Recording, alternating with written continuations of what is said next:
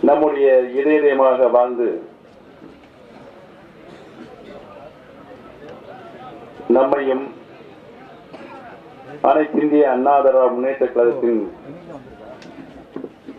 கழகத்தினுடைய காவல் தெய்வமாக வாழ்ந்து இன்றைக்கு மறைந்திருந்தாலும் நாம் உயிரோடு இருக்கும் வரை நம்முடைய இதயங்களே வாழ்ந்து கொண்டிருக்கின்ற இதய தெய்வம் புரட்சி தலைவி மாண்புமிகு அம்மா அவர்களுக்கு அம்மா அவருடைய அன்பிற்கு பாசத்திற்கு அம்மா அவர்களிடையும் மாறாத பற்று கொண்டிருக்கின்ற கொங்கு மண்டலமாம் ஈரோடு நாமக்கல் மாவட்டங்களிலிருந்து வருகை புரிந்திருக்கின்ற மாவட்ட அளவிலான நிர்வாகிகளுடைய பொறுப்பாளர்களுடைய இந்த நல்ல கூட்டத்திற்கு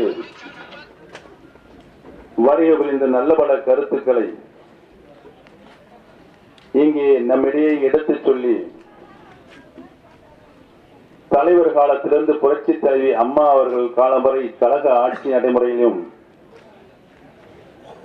கழகத்தினுடைய நிலைகளிலும் உற்ற உறுதுணையாக இருந்து இன்றைக்கு நம்மை வழிநடத்தி சென்று கொண்டிருக்கின்ற மூத்த முன்னோடி முன்னாள் அமைச்சர் மரியாதைக்குரிய அருமை அண்ணன் பொன்னையன் அவர்களை எனக்கு முன்னாலே நல்ல பல கருத்துக்களை இங்கு உரையாக தந்து மாண்புமிகு அம்மாவுடன் உடனிருந்து எங்களோடும் மாண்புமிகு அம்மாவுக்கு உற்ற துணையாக இருந்து அம்மா இடுகின்ற கட்டளைகளை ஆணைகளை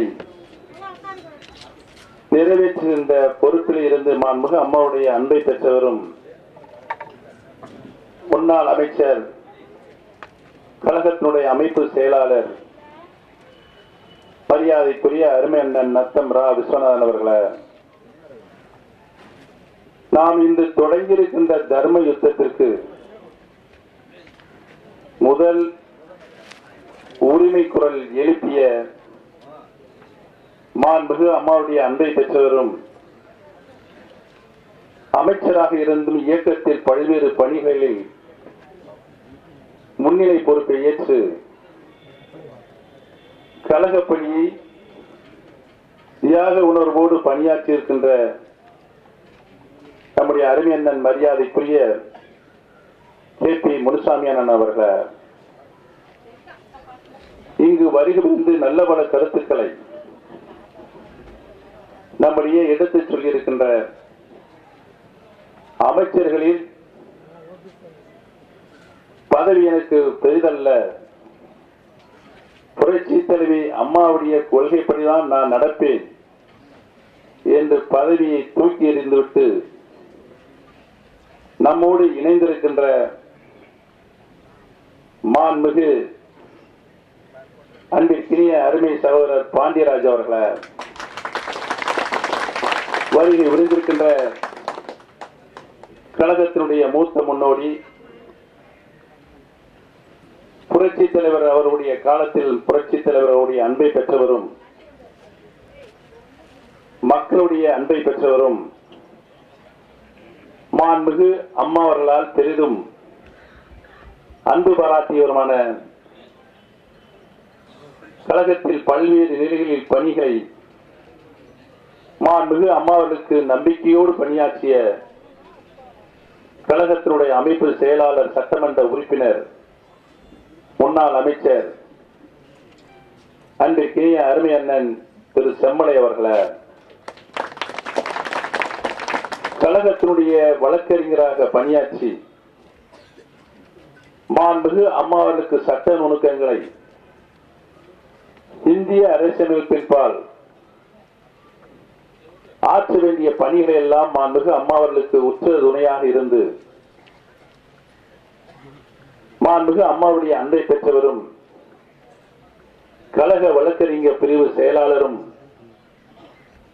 நாடாளுமன்ற சிறந்த நாடாளுமன்றவாதியாகவும் சட்டமன்ற உறுப்பினராகவும் பொறுப்பேற்று இன்றைக்கு நம்மோடு இந்த தர்ம யுத்தத்தில் முன்னின்று வழிநடத்திக் கொண்டிருக்கின்ற அருமை சகோதரர் திரு மனோஜ் பாண்டியன் அவர்களை சிறப்பான இந்த கூட்டத்திற்கு வருகை புரிந்து நாடாளுமன்ற உறுப்பினர்களிலே முதலாவதாக இங்கு வந்து எங்களோடு இணைந்து சட்டமன்ற உறுப்பினர்கள் மட்டுமல்லாமல் நாடாளுமன்ற உறுப்பினர்களும் நாங்களும் வருவோம் தர்ம யுத்தத்திற்கு என்று முதலாக போர் கொடுத்தவர்கள் நாமக்கல் மாவட்ட கழகத்தினுடைய அவைத்தலைவர் அன்பிற்குரிய அருமை அண்ணன் சோதனையான காலத்தில் சட்டமன்ற உறுப்பினராக தேர்ந்தெடுக்கப்பட்டு மாண்புமிகு அம்மாவுடைய அன்பை பெற்றவர். பணியாற்றுவதற்கு வயது ஒரு தடை அல்ல, என்னாலும் நான் இளைஞனைப் போலவே செயலாற்றுவேன் என்று இளைஞருக்குரிய ஒரு சுறுசுறுப்போடு பணியாற்றிக் கொண்டிருக்கின்ற நம்முடைய அருமை அண்ணன் திரு PR சுந்தரமணன் அவர்களை வருகை உறிந்திருக்கின்ற நாடாளுமன்ற உறுப்பினர் அன்பு சகோதரி மாண்புமிகு அம்மாவுடைய அன்பை பெற்றவர், இயக்கத்தின்பால் பற்று கொண்டவர் சகோதரி திருமதி சத்யபாமா அவர்களை இங்கு இந்த கூட்டத்திற்கு சிறப்பு சேர்த்துக் கொண்டிருக்கின்ற கழகத்தினுடைய மூத்த முன்னோடி முன்னாள் அமைச்சர், குழந்தை மனம் கொண்ட நல்ல மனிதர், மரியாதைக்குரிய அருமை அண்ணன் முன்னாள் அமைச்சர் திரு PC ராமசாமி அவர்களை நீண்ட நெடிய நாள் நாடாளுமன்ற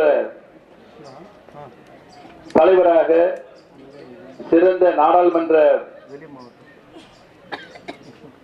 நாடாளுமன்றவாதியாக, சிறந்த சட்டமன்ற உறுப்பினராகவும் என்னாலும் மாண்புமிகு அம்மா அவர்கள் இவர் மீது மிகுந்த அன்பும் பாராட்டியும் அருமை பெற்றவர் நம்முடைய அருமை அண்ணன்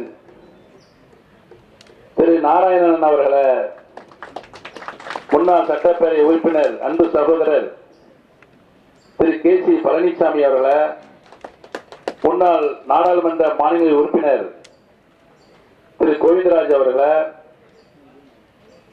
முன்னாள் சட்டப்பேரவை உறுப்பினர் அன்பு சகோதரர் திரு ரமணிதரன் அவர்களை முன்னாள் சட்டப்பேரவை உறுப்பினர் திரு KS பழனிசாமி அவர்களை முன்னாள் சட்டப்பேரவை உறுப்பினர் அன்பு சகோதரர் திரு கிருஷ்ணசாமி அவர்களை முன்னாள் சட்டப்பேரவை உறுப்பினர் சகோதரி திருமதி சாந்தி அவர்களை திரு SR சுப்பிரமணியம் அவர்களை கன்னிச்சாமி அவர்களை மாவட்ட விவசாய அணி இணைச் செயலாளர் அண்ணன் தங்கவேல் அவர்களை சென்னிமலை கருப்பசாமி அவர்களை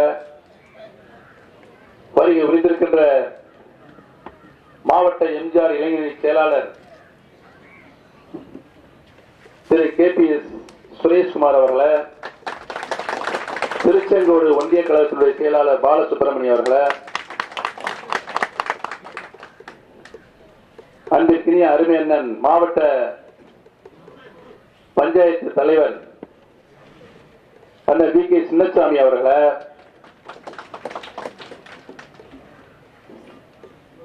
திருச்செங்கோடு ஒன்றிய கழக செயலாளர் பாலசுப்பிரமணியம் அவர்களை நாமகிரிப்பேட்டை தேர்வு செயலாளர் ரமேஷ் அவர்களை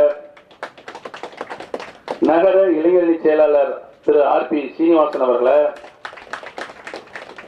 நாமகிரிப்பேட்டை மாண்புமிகு அம்மா பேரவை செயலாளர் ரவிச்சந்திரன் அவர்களை ஒன்றிய மகளிர் செயலாளர் திருமதி பழனியம்மாள் அவர்களை, மாவட்ட கவுன்சிலர் ராணி அவர்களை, வருகை வந்திருக்கின்ற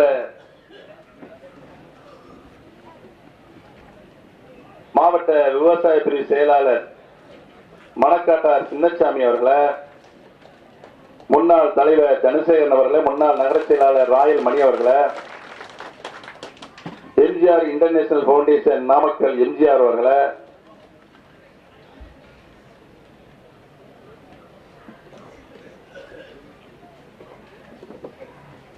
வருகை புரிந்திருக்கின்ற தீபா பேரவையிலிருந்து வருகை புரிந்திருக்கின்ற பேரூர் அவைத்தலைவர் நடராஜ் அவர்களை, திலகம் கனகராஜ் அவர்களை, செல்லப்பன் அவர்களை,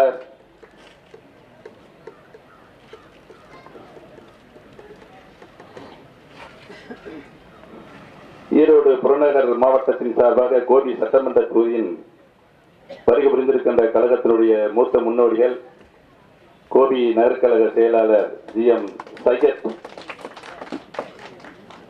புடான்ஸ் அவர்களை, கோபி நகரத்தினுடைய வார்டு பொறுப்பாளர் இருந்து பணியாற்றிக் கொண்டிருக்கின்ற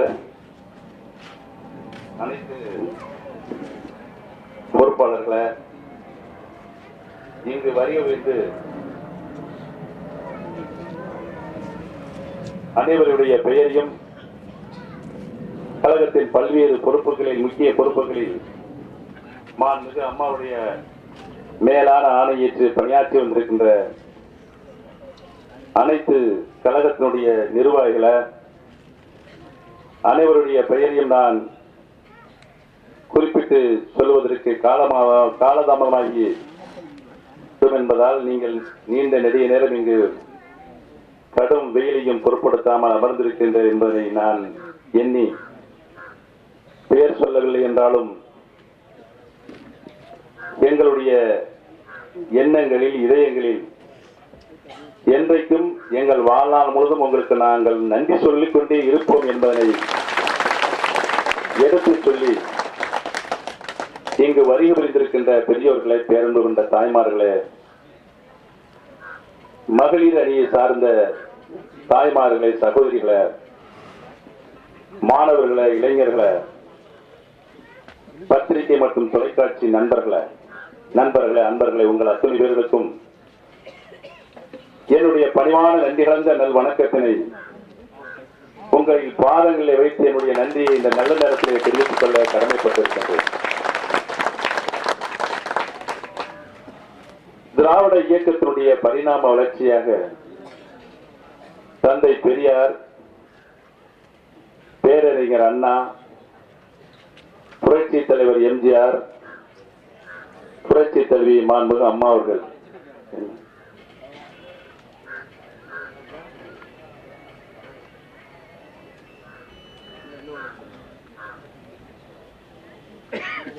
முன்னாள் மாவட்ட கழகத்தினுடைய செயலாளர், முன்னாள் நாடாளுமன்ற உறுப்பினர், முன்னாள் சட்டமன்ற உறுப்பினர்,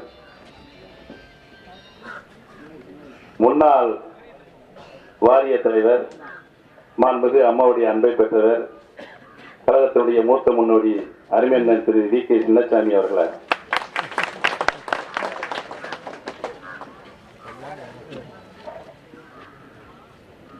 சமுதாய சீர்திருத்தத்திற்காக வாழ்ந்தவர் தந்தை பெரியார் அவர்கள்,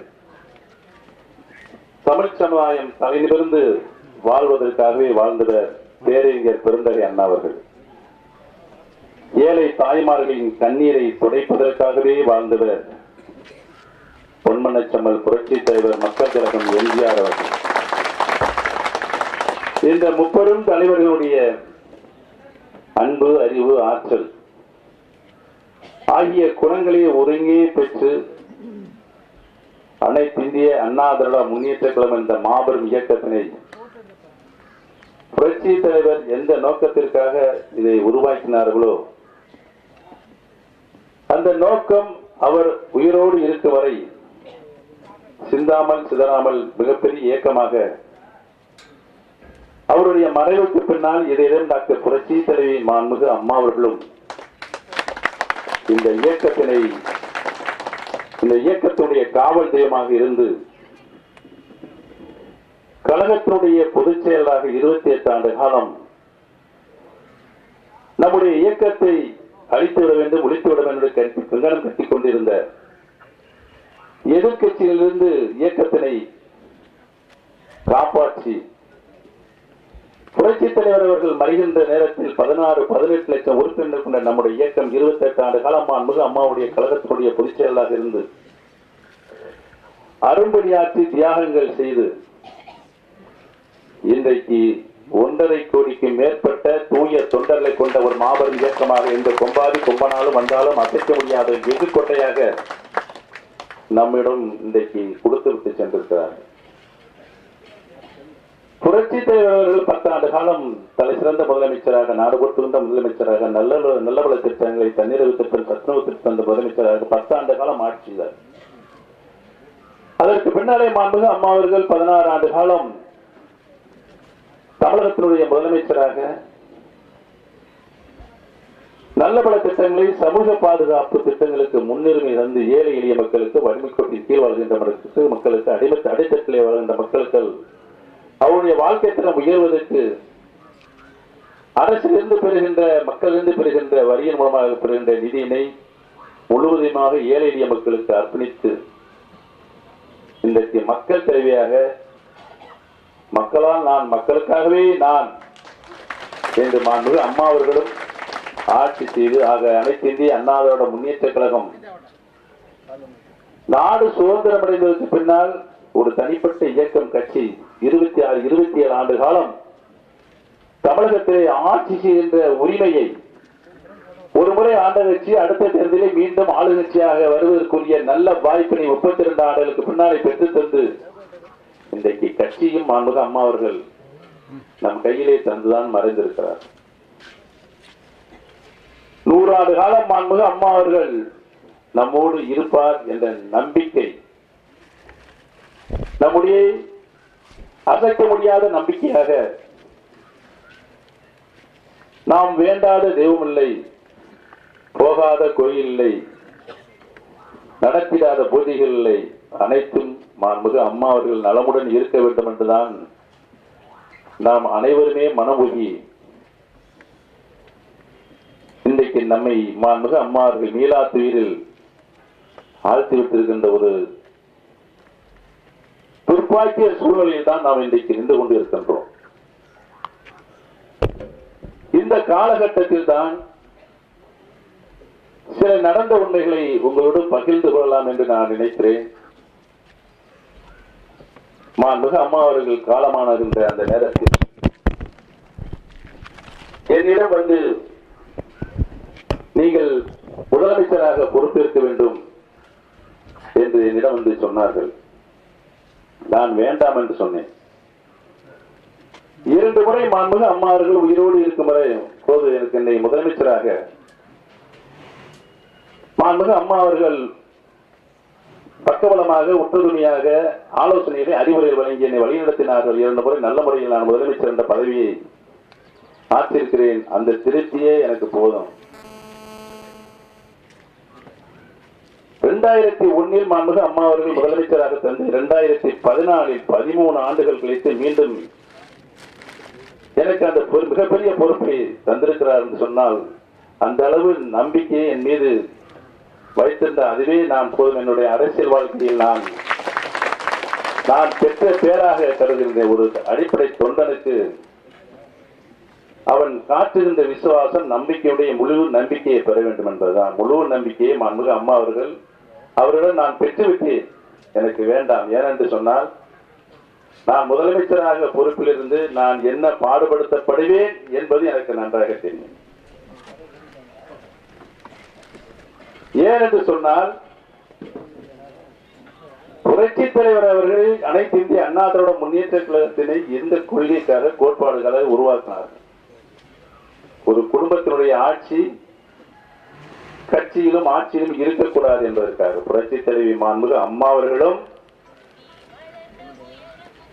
ஒரு குடும்பத்தினுடைய ஆதிக்கம் அனைத்து இந்திய அண்ணா திராவிட முன்னேற்ற கழகத்தில் இருக்கக்கூடாது என்பதற்காகத்தான் இந்த இயக்கத்தினை இவ்வளவு பெரிய மக்கள் இயக்கமாக ஒரு சாதாரண தொண்டன் முதலமைச்சராக வரலாமானால் ஒரு குடும்பத்தினுடைய ஆதிக்கத்துக்குள் இருப்பவர்களை முதலமைச்சராக வரக்கூடாது என்று மாண்புமிகு அம்மா அவர்கள் எண்ணிய காரணத்தினால் எனக்கு அந்த பொறுப்பு தரப்பட்டது. நான் நிறைவாக செய்து முடித்து விட்டேன். இன்றைக்கு இருக்கின்ற சூழ்நிலையில் மாண்புமிகு அம்மா அவர்கள் காலமாகிவிட்ட சூழலில் அந்த மாண்புமிகு அம்மா அவர்கள் எந்த குடும்பம் உள்ளே இருந்து நம்மளை இயக்கும் என்பதை நன்றாக அறிந்து புரிந்து வேண்டாம் என்று சொன்னேன். மதுசூதனன் கழகத்தினுடைய அவைத்தலைவராக இருந்த மதுசூதனன் கழகத்தினுடைய பொதுச் செயலராக அவர் வர வேண்டும், நீங்கள் முதலமைச்சராக வர வேண்டும் என்று என்னை கட்டாயப்படுத்தினார்கள்.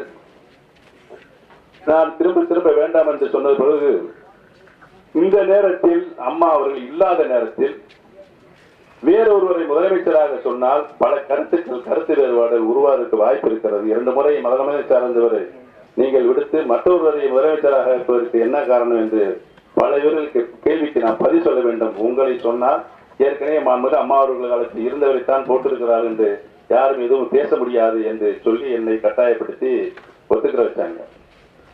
நான் ஒத்துக்கிட்டேன். சரி ரைட்டு தான் நிதி எல்லாம் கூடணும் வச்சோம் வச்சோம். ஒரு 4 நாள் 5 நாள் போயிருக்கும். அப்படியே ஹெல்த் மினிஸ்டர் விஜயபாஸ்கர் என்னை வந்து பார்த்தாரு.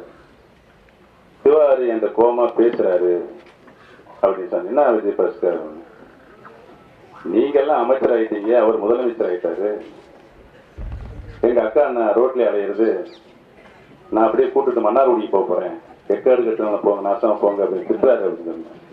சரி என்ன விவரம் அதை சொல்லுங்க அப்படின்னு. இல்ல அவங்க வந்து சசிகலா வந்து பொதுச் செயலராகன்னு தினகரன் சொல்றாரு. சீனியர் மினிஸ்டர் ஒண்ணு சேர்ந்து நீங்க போய் பேசி நீங்களா போய் அவங்க சசிகலாட்ட சொல்லி ஒத்துக்கிற வைக்கணும்னு சொல்றாரு. இப்ப இப்படிதான் அவங்க ரொம்ப வேணான்னு சொல்ற மாதிரி நாங்களாம் கூடி பேசி அவங்க கட்டாயப்படுத்தி ஒத்துக்கிற வைக்கணும் மாதிரி சொன்னாரு.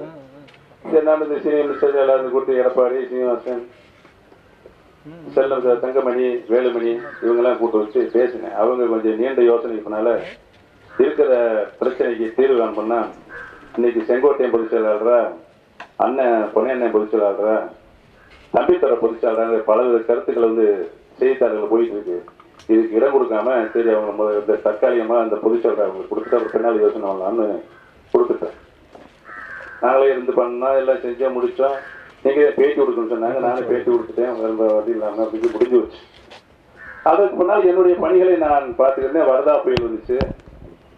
வரதா புயலில் பெரிய 12 மணிக்கு வரதா புயல் சென்னை மாநகரத்தை தாக்கி கடக்கும் என்று சூழல் ஏற்பட்ட பொழுது நான் 10:30 மணிக்கு செக்ரட்டரியேட் போயிட்டேன். வரதா புயல் அங்கே கடந்த பொழுது 3 முறை சென்னை மாநகரத்தை தாக்கி கடந்தது.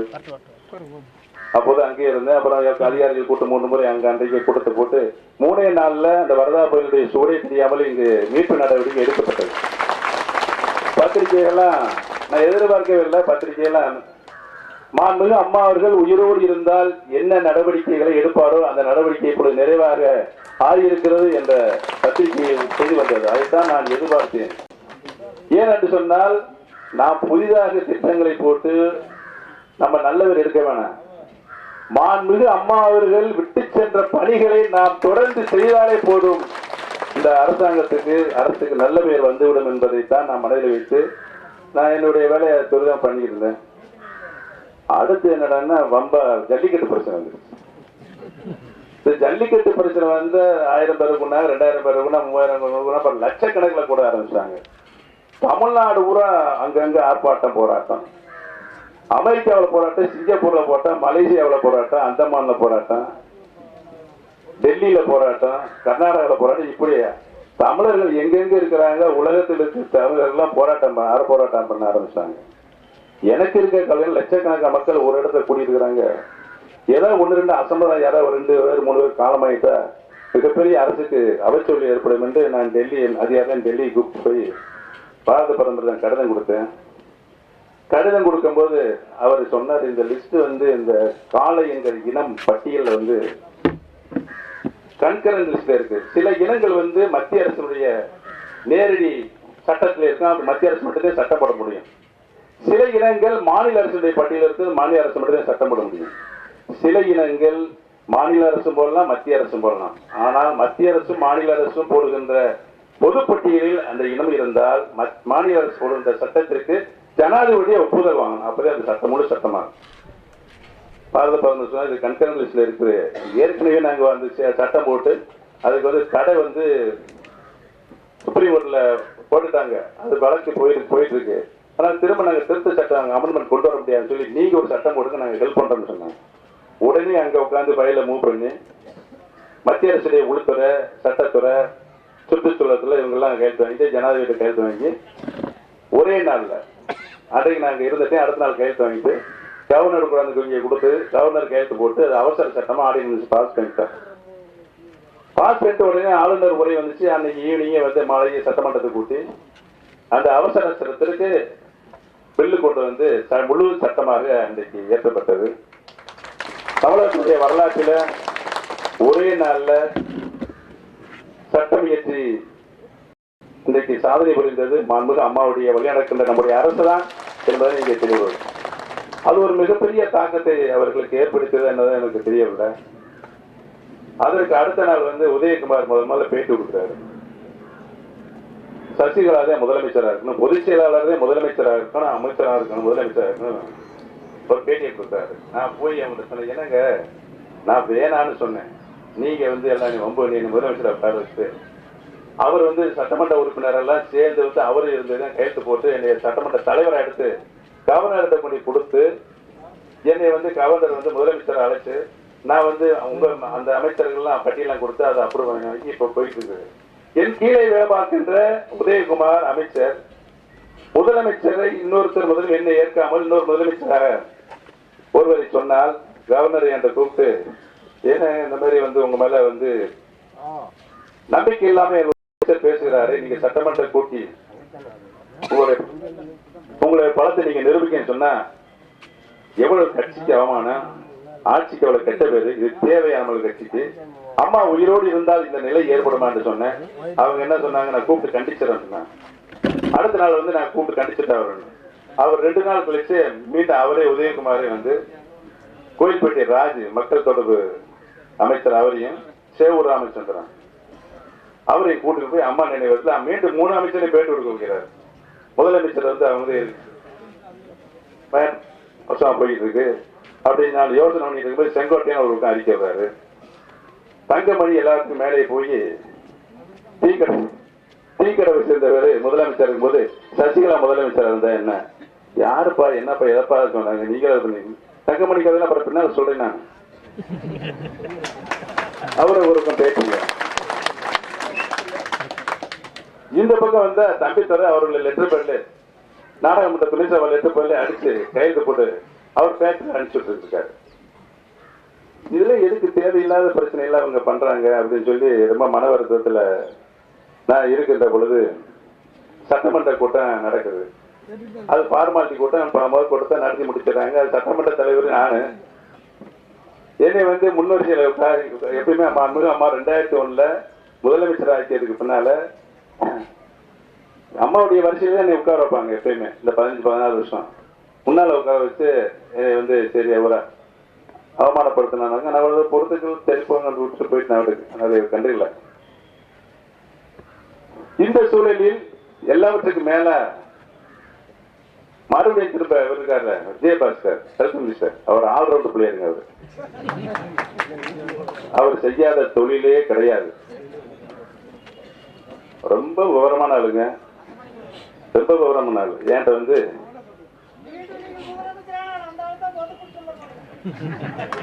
அவரு வந்து என்ன சொல்றாரு, உங்க கையிலட்டா அண்ணே என்னை கூப்பிட்டு வெங்கடேசன் திவாகரன் சசிகலா கூட இருந்து அவங்க சொன்னாங்க நீங்க வந்து பேட்டி கொடுப்பீங்களா, சசிகலா முதலமைச்சராக நீங்களே பேட்டி கொடுக்க சொல்றாங்க பேப்பர்ல. நான் சொன்னேன் என்ன முட்டாள்தனமான பேட்டியில என்னை கொடுக்க சொல்றீங்க. நான் பேட்டி கொடுத்த அடுத்த நிமிஷமே கவர்னர் வந்து சட்டமன்றத்தை கலைச்சிட்டு போயிடுவார். அவர் வாட்டுக்கு ஒரு முதலமைச்சரை இன்னொருவரை முதலமைச்சர் என்று பேட்டி கொடுத்தால் இந்திய அரசியல் சட்டம் ஏற்றுக்கிறோமா, நான் ஏற்றிருக்கின்ற உறுதிமொழிக்கு உகந்ததுதானா என்பதை சொல்லி சரி இப்படியே முடிஞ்சு போச்சு. அடுத்து வந்து இன்னொரு சட்டமன்ற கூட்டம் கூட்டுறாங்க. தகவல் இல்லை எனக்கு. ஆயில் கலந்துருச்சு கடல்ல. நான் அதை போய் பார்த்துட்டு என்ன நடவடிக்கை எடுத்தாங்கன்னு சொல்லி கிட்டத்தட்ட நம்ம தமிழக அரசின் சார்பா ஒரு 3600 பேரும், மத்திய அரசின் சார்பா ஒரு 1400 பேரும், 5000 பேர் அந்த பணியை ஈடுபட்டு இருக்காங்க. வாலி வாலி அள்ளி ஊத்திட்டு இருக்காங்க. மிஷின் வச்சு எடுத்தா வரமாட்டேங்குது. அதை போய் பார்த்துட்டு இருக்கும்போது அம்மா வீட்டு கூப்பிடுறாங்க. நாங்க போனா அங்க தாங்க எல்லா அமைச்சர்களும் உட்காந்துருந்தாங்க. சீனியர் அமைச்சர் 6 பேர், கூட செங்கோட்டையன், தம்பித்துறை, தலவாய் சுந்தரம், தினகரன், வெங்கடேஷ் எல்லாம் உட்காந்தாங்க. நான் போய் உட்காந்தேன்னா சீனிவாசன் உடனே வந்து அப்புறம் என்ன வந்துட்டாரு, அப்படியே கூட்டு போய் சின்னம்மா வந்து முதலமைச்சர்னு ஏகமனதா தீர்மானம் நிறைவேற்றலாம். அப்ப நான் எந்திரிச்சு நான் ஒரு 10 நிமிஷம் நான் பேசிக்கிறேங்க அப்படின்னு சொல்லி, அம்மா வந்து காலமான நேரத்தில் நீங்க வந்து இவங்கெல்லாம் வந்து பார்த்தாங்க. முதலமைச்சராக நீங்க இருக்கணும். மதுசூதனன் வந்து கழகத்துல பொதுச்செயலாளர் பெரிய மனுஷன், தலைவர் காலத்துல வந்து இருந்த அவர் கட்சிக்காண்டி உழைச்சவர். தலைவர் வந்து கட்சி உருவாக்கும் போது அவர் தலையில போலீஸ் ஸ்டேஷன் தொங்க விட்டு அடியடின்னு அடிச்சிருந்தாலும் தலைவர் உடைய இருந்து கட்சியுடைய இயக்க பணியில செய்து அப்படின்னு சொல்லி நான் நினைச்சிட்டு அவர் தான் பொதுச் செயலாளர் நாங்க சொன்னோம். நீங்களே சொன்னீங்க, ஏத்துக்கிட்டான். திரும்ப வந்து பொதுச் செயலாளரை மாத்தினீங்க, ரைட்டு. இப்ப முதலமைச்சரை வந்து என்ன வேணான்னு சொன்ன, இங்க இருக்க அட்ராசிட்டி எனக்கு தெரியும். வேணான்னு சொன்ன உட்கார வச்சு ஏன் இவ்வளவு அசிங்க கேவலப்படுத்தீங்கன்னா வரிசையா சொன்னேன். ஒருத்தரோட மூச்சு இல்லை. சரி, நீங்க தான் வந்து இதை செய்யணும். இல்லாட்டி நீங்க வந்து கட்சியையும் கட்டுப்பாடை மீறுவதாக, துரோகம் செய்வதாக வெளியில பேச ஆரம்பிச்சிருவாங்க. நீங்க எனக்கு சொன்னது கேட்கல அப்படின்னு சொல்லி. சரி போங்க, நான் கட்சி கட்டுப்பாடை மீறல, கையெழுத்து போடுறேன் அப்படின்னு சொல்லி கையெழுத்து போட்டுட்டு எந்திரிச்சு நான் வீட்டுக்கு போறேன். வீட்டுக்கு போயிட்டு நான் வந்து எங்க அம்மாட்ட போய் சொல்லிட்டு நான் அங்க வந்துடுறேன். ஏன்னா எதனால எங்க அம்மாட்ட ஒரு வார்த்தை சொல்லுவேன், வேணாம் அப்படின்னு சொல்லி வேணாம் முடிச்சிருந்தேன். இல்லை வேணாம், இல்லை வீட்டுக்கெல்லாம் போகக்கூடாது, இப்படி நேரம் வந்து ஆபீஸ் வாங்க, நீங்க தான் முன்மொழியணும். சரி அந்த பாவத்தை செய்யணுமா, சரி விட அந்த பாவத்தை நான் செய்யறேன் அப்படின்னு சொல்லி அங்க வந்து முடிச்சுட்டு வீட்டுக்கு வந்துட்டேங்க. 2 நாள் எனக்கு வந்து பதவி போனதாக நான் எண்ணி வருந்தவில்லை. பதவி போனதாக எண்ணி வருந்தவில்லை. ஏனென்றால் அந்த பதவியில் இருந்தால் இந்த குடும்பத்தினுடைய ஆதிக்கத்துக்குள் உள்ளே என்ன நடக்கும், யாரெல்லாம் நம்மளை ஆட்டி படைப்பார்கள். தஞ்சாவூர் பொம்மை நான் என்னுடைய ஒத்தடி மக்கள் வேலை பார்க்க சொல்லி முதல்ல நான் மறுத்தேன். எல்லாத்துக்கும் தெரியும். அவங்ககிட்ட யார் என்கிட்ட வந்து பேசினாங்க, பஞ்சாயத்து பேசினா நான் சொன்னேன். 2 நாள் கழிச்சு அண்ணனுடைய பேட்டி வந்துச்சு. அவர் பயங்கரமா வந்து உரிமை குரல், முதல் உரிமை குரல் அவர் தான் எழுப்பினார். அதுக்கடுத்து வந்து அண்ணன் PH பாண்டியன் அவரு பசுமரத்துல ஆணி அடிச்ச மாதிரி அவருடைய எழுச்சி மிக பேச்சு. இந்த இருவருடைய பேச்சினுடைய உள்கருத்து என்ன இருந்ததால் என் மனசுல இருந்து கட்சியுடைய கட்டுப்பாடை மீறக்கூடாது என்ற நிலையில் நான் வைத்த பொறுப்புக்கு ஏற்றபடி நான் நடந்து கொண்டு வந்துட்டேன். அப்படின்னு நினைச்சிட்டு சரி அம்மா தலைவர் அம்மா சமாதிக்கு போய் அம்மா வந்து பிரார்த்தனை வச்சு ஊருக்கு போயிடலாம், இந்த பட்டியலை நம்ம இருக்க வேணாம் அப்படின்னு சொல்லிட்டு அங்க போனேன். எல்லாரும் கூட்டம் இல்லாத நேரத்தில் போவோம். கூட்டம் நடக்காத வர கூட்டம் குடிச்சு 9 மணிக்கு மேல அங்க போனேன். போய் அங்க உட்கார்ந்தேன். எவ்வளவு நேரம் உட்கார்ந்தேன்னு எனக்கே தெரியல.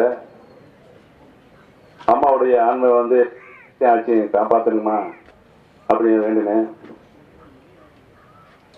என்னுள் நான் உணர்ந்தது, நீ ஒண்ணுமே செய்ய வேணாம், என்னென்ன நடந்ததை என்பதை நாட்டு மக்களுக்கு தெரியப்படுத்துகிற விதமாக நீ பேட்டியில கொடுத்துட்டு நீ ஊருக்கு போயா பாத்துக்க அப்படிங்கிற மாதிரி எனக்கு வந்து என்னுடைய உள்மனது உறுத்தியது. கண்முழித்து பார்த்தேன். ஏகப்பட்ட கூட்டம். கிட்டத்தட்ட ஒரு 200 பத்திரிகையாளர் சேனல்ல வந்து அங்க நின்றாங்க. அவங்க பல பேரும் கேள்விகளை கேட்டாங்க. இந்த கேள்விகளுக்கெல்லாம் நான் பதில் சொல்லாமல் போனால் அது மிகப்பெரிய அரசியல் பிழை குற்றமாகும் என்று கருதி அவர்கள் கேட்ட கேள்விக்கெல்லாம் சொன்ன மாதிரி கோர்வையா சொல்லிட்டு அங்கிருந்து வீட்டுக்கு வந்தேன். இடையில அண்ணன் காரமரிச்சு ஏறிட்டாரு.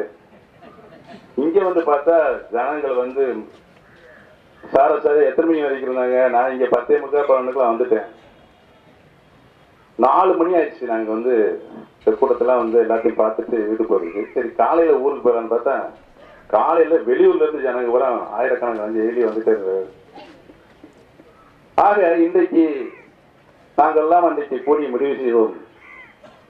புரட்சித் தலைவர் எம்ஜிஆர் அவர்கள் எந்த நோக்கத்திற்காக இந்த இயக்கத்தை தோற்றுவித்தார்களோ, புரட்சித் தலைவர் மாண்புமிகு அம்மா அவர்கள் எந்த நோக்கத்திற்காக இந்த இயக்கத்தினை கட்டி காப்பாற்றி காவல் தெய்வமா வளர்த்தார்களோ, ஒரு குடும்ப குடும்பத்தினுடைய ஆட்சியும் கட்சியும் ஒரு குடும்பத்திற்குள் செல்லக்கூடாது.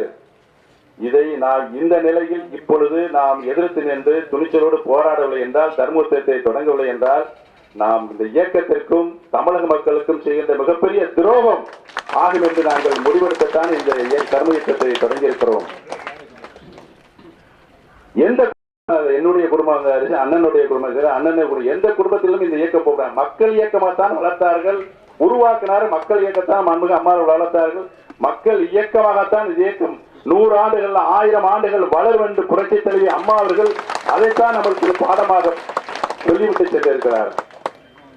அதை நாம் உறுதியோடு நின்று போராடுவோம் என்று நாங்கள் இன்றைக்கு இந்த தர்மயுத்தத்தை ஆரம்பித்திருக்கிறோம்.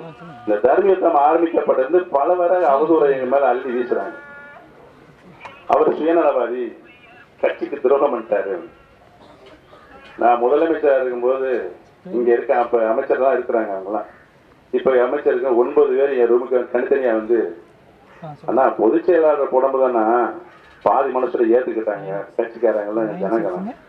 முதலமைச்சருங்கிற நிலைமை வருது, நம்ம கட்சியுடைய இமேஜ் டேமேஜ் ஆகி கீழ்மட்டத்துல மக்கள் நம்மள வந்து வேண்டாத பாக்குறாங்க, திட்டுறாங்க.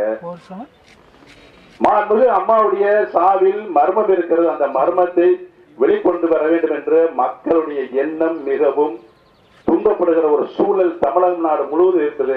நம்ம இப்படியே போய் உள்ளாட்சி தேர்தல் மட்டும் எந்த தேர்தலை சந்தித்தால் நம்ம சைவர்கள் ஒரு சீட்டு கூட வர முடியாது என்று அனைத்து அமைச்சர்களும் 9 அமைச்சர்கள் என்று சொல்லிட்டு போறாங்க, சட்டமன்ற உறுப்பினர்கள் சொல்லிட்டு போறாங்க. அப்ப நான் என்ன சொன்னேன், இந்த தயவுசெய்து இந்த மாதிரி கருத்துக்களை நீங்க வந்து சொல்லாதீங்க, கட்சிகளை கட்டுப்பாடு உழைஞ்சு வரும்னு அவங்களுக்கு அறிவை சொல்லி அனுப்புறேன். எனக்கு சுயநலம் இருந்திருந்தால் நான் ஆட்சியில் இருக்கும்போது முதலமைச்சராக இருக்கின்ற பொழுது அதனுடைய அதிகாரத்தை பயன்படுத்தி ஆட்சியை ஈஸியா தக்க வச்சுக்கலாம். எனக்கு அந்த வழியெல்லாம் தெரியும். இன்னைக்கு அண்ணன் வந்து 3 கோடி வேணாம், 3 கிலோ தங்கமும் வேணாம் அண்ணன் வந்துட்டாரு அந்த முகாமில் இருந்து. யாரு செம்மனார் வேணும். அந்த காலத்துல வந்து காங்கிரஸ் ஆட்சி நடக்கும்போது பாவலர் வரதராஜன் பொது கூட்டத்துல கூட ஒரு நல்ல அழகான பாட்டை பாடுவாரு. அப்ப காலமாட்டு சின்னம் ₹1 தாரேன், ஒத்த புள்ளாக்கு தாரேன், ஓட்டு போற பெண்ணை காலமாட்டு பார்த்து குத்துன்னு சொல்லி அது மாதிரி அண்ணன் பாட்டை படிக்க மாட்டாரு. போங்கடா அவங்க 3 கோடி வேணாம், 3 கிலோ தங்கம் வேணாம்னு சொல்லி அங்க தொகுதியில போய் என் மக்களை கேட்கிறேன். அப்புறம் நான் முடிவை சொல்றேன். கழிப்பா வந்து தொகுதிக்கு போயிட்டு ஒரு 3 நாள் அங்க பாத்துருக்காரு. 100க்கு 100% நல்ல வேலை சாமி நீங்க வந்து சேர்ந்தீங்க. இதனால் தான் 1980 வந்து அவர் சுயேட்சை ஜெயிச்சிருக்காரு. மக்களை கருத்து அறிந்து அவர் சுயேட்சை ஜெயிச்சிருக்காரு. நேரம் முடிச்சுட்டு அடுத்த நாள் அங்கிருந்து போன் பண்றாரு, தொகுதியில ஊரா 3 நாள் சுற்றுப்பயணம் பண்ணேன். என்ன இவ்வளவு ஒரு ஏற்பாடு இருக்கு, அங்க இருக்க அந்த 122 பேர் 122 ஓட்டுத்தேன். 7.5 கோடி தமிழ் மக்களும் உலகத்திலே வளர்ந்த 10 கோடி தமிழ் மக்களும் மாண்புமிகு அம்மாவுடைய மரணம் வெளிப்பட வேண்டும். அந்த சாவுக்கு காரணமானவர்கள் யார்? 75 நாட்கள் மாண்புமிகு அம்மா அவர்கள் அப்போலோ மருத்துவமனையில் இருந்தார்கள். அவருக்கு அளித்த சிகிச்சை முறை என்ன? தீராத நோயிலே அம்மா இருந்தாங்க. அன்னைக்கு கூட செக்ரட்டரிக்கு வந்து பணியாற்றுது திறப்புள்ளால கலந்துட்டு தானே போனாங்க. 75 நாள் வைத்து காப்பாற்ற முடியாத அதற்கு பொறுப்பேற்றிருந்தவர்கள் ஏன் காப்பாற்றவில்லை? நாங்கள்லாம் அழுது போறோம்னா, அம்மாவை சிங்கப்பூருக்கு கூட்டு போங்க, லண்டனுக்கு கூட்டு போங்க, அமெரிக்காவுக்கு கூட்டு போங்க, குணமாக்கி கொண்டு வந்துடலாம். யாருமே பார்க்கலாங்க. 75 நாள் நான் டெய்லி காலையில போய் நைட் வரைக்கும் உட்கார்ந்து இருப்போம் கவலையோட. எத்தனை முறை பார்க்கலாம்னு சொன்னா, இல்ல உங்களுக்கு இருக்க தொற்று நோயை அம்மாவுக்கு ஒட்டிக்கிறோம். அது மறுபடியும் அம்மா ரொம்ப சிரித்தாங்க. இந்த நிலைதான் 75 நாள் போய் கடைசியில் அம்மா காலமான எங்களுக்கு பேர் இடி வந்து விழுந்துச்சு. கடைசியில பார்த்தா கட்சியும் ஆட்சியும் கைப்பற்றிற்கு மிகப்பெரிய சதியை அவர்கள் அங்கே உருவாக்கி அந்த நாடகத்தில் நீங்களும் நடிக்க வேண்டும் என்று சொல்லி எங்களை எல்லாம் நடிக்க வைத்து இன்றைக்கு நாங்கள் அதிலிருந்து தப்பி புடிச்சோம்னு வந்து தமிழக மக்களுக்கு நிலவரத்தை சொல்லிவிடுவோம். ஏனென்று சொன்னால் மக்கள் தான் எஜமானர்கள், தீர்ப்பு வழங்க வேண்டியவர்கள் அவர்கள் தான் அப்படி சொல்லி மக்கள் மன்றத்தில் நிற்கிறோம். இன்னைக்கு பொறுப்பாளர்கள்லாம் ஆயிரக்கணக்கான பொறுப்பாளர்கள் மாவட்டந்தோறும் வர்றாங்க, அவங்களுடைய கருத்தை சொல்றாங்க. எங்களுக்கு ஒரு மனநிறைவு இருக்கு. முதலமைச்சராக இருக்கும்போது அந்த சந்தோஷம் எங்களுக்கு இல்லை, ஆனா இப்ப அந்த சந்தோஷம் எங்களுக்கு இருக்குது. இவங்க என்ன சொல்றாங்க? செங்கோட்டையன் சொல்றாரு, அம்மாவை நான் பார்த்தேன், ரெட்டால காமிச்சாங்க. அவர் வந்து வந்த ஒரு 15 நாள் வரவே இல்லைங்க, கோச்சுக்கிட்டு மந்திரி பதவி கொடுக்கல. அம்மா உடம்பு சரி போனா போயிட்டு போதும் மனமரத்து அதுல போய் உட்காந்துட்டாரு மூலையில 15 நாள் இருந்து. இந்த சீனிவாசன் ஐயா சாமி அண்ட புழுகனை கேள்விப்பட்டுக்கணும், ஆகாச புழுகன் ஒரு அவர் என்ன சொல்றாரு, நான் அம்மா போய் பார்த்தேன், அம்மா வந்து 3 ஸ்வீட் சாப்பிட்டாங்க. எதுக்கு சாப்பிட்டாங்க?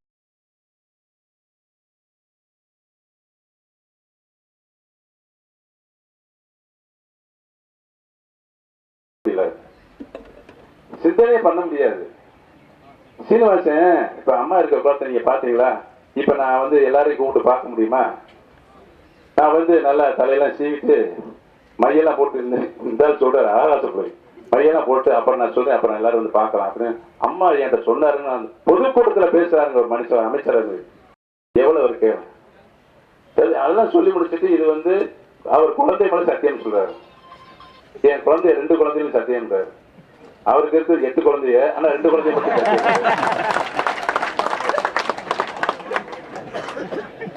இப்படி ஒரு டிராமா அப்படி கிரியேட் பண்ணிட்டு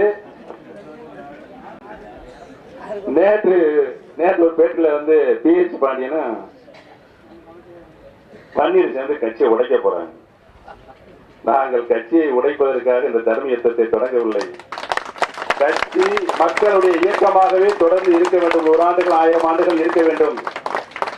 தனிப்பட்டவர்களின் குடும்பத்திற்கு அது செல்ல அனுமதிக்க மாட்டோம் என்றுதான் இந்த தர்ம யுத்தம் தொடங்கப்பட்டிருக்கிறது. முடிவு செய்ய வேண்டியது எஜமானர்கள் மக்கள்.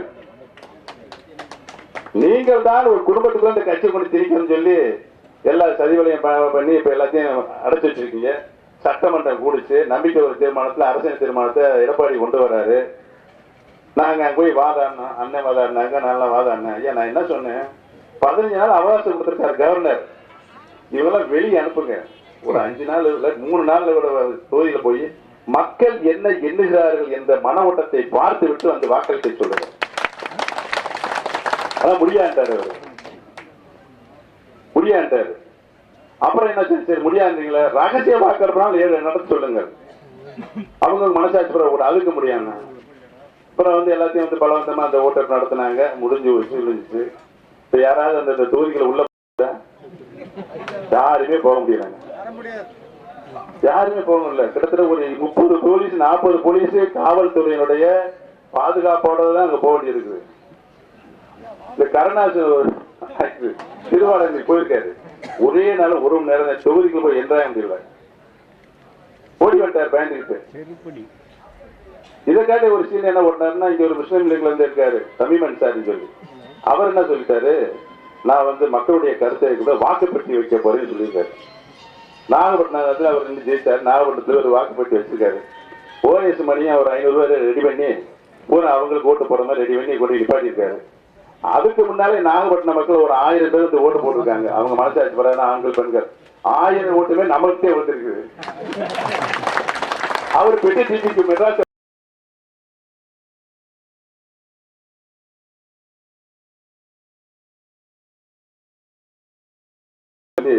அவர் பார்த்தாரு, அங்கிருந்து பார்த்தாரு, அப்படி என்ன ஆச்சு தெரியல, அவர் அங்க போய் சேர்ந்துட்டாரு. இப்ப இதுதாங்க நட.